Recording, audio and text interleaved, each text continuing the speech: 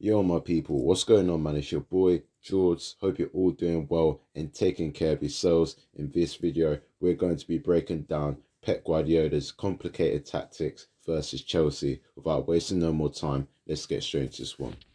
It's actually comical, man, that Man City here on paper looked like a 4-2-3-1 when in game it was completely different on the ball, off the ball.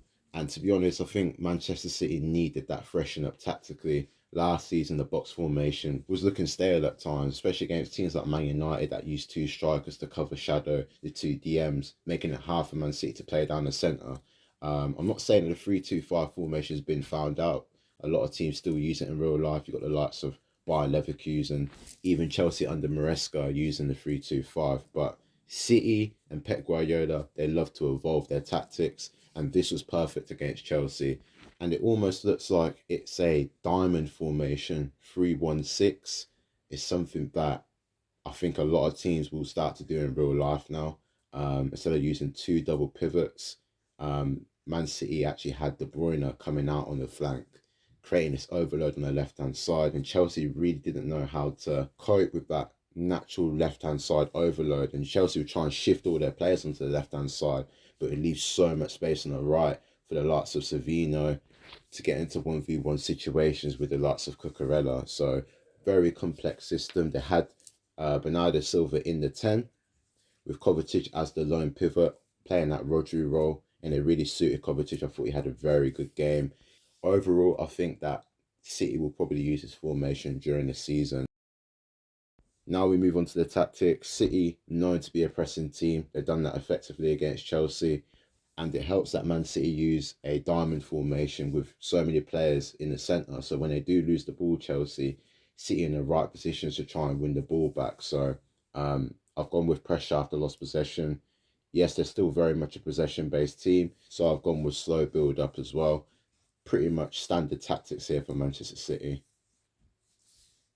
Edison as your sweeper keeper, self-explanatory.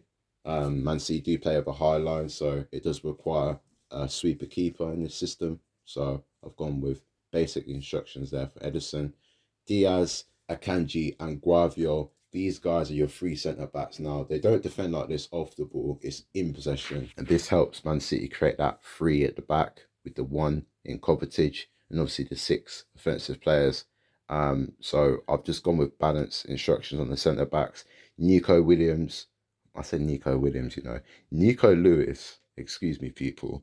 This guy is your inverted fullback. Now, it's very important that you have him on joint attack because what you want him to do is almost run in between the centre back and fullback, which narrows the opposition's back line, freeing up space for Savio on the wing so he can create 1v1 situations and have more space and time on the ball. So joint attack on Lewis. Kevin De Bruyne, you want him peeling out on the wing.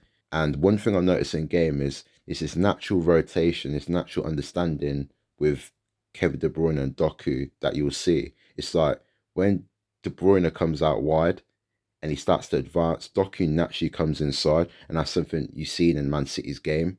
And it's like there's a 2v1 overload in your favour. So that's why I feel like it's going to be very difficult for anyone playing against you to try and, you know, nullify that. It's going to be very difficult. So I've gone with stay wide on Kevin De Bruyne. Now moving on to Bernardo Silva, centre attacking mid, but he does tend to free roam across that front line. So that's why I've gone with free roam.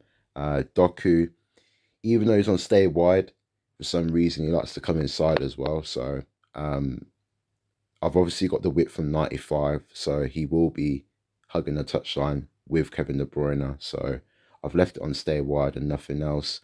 Moving on to Haaland, stay central, getting behind. He's important to this team because you want him pinning the two centre backs.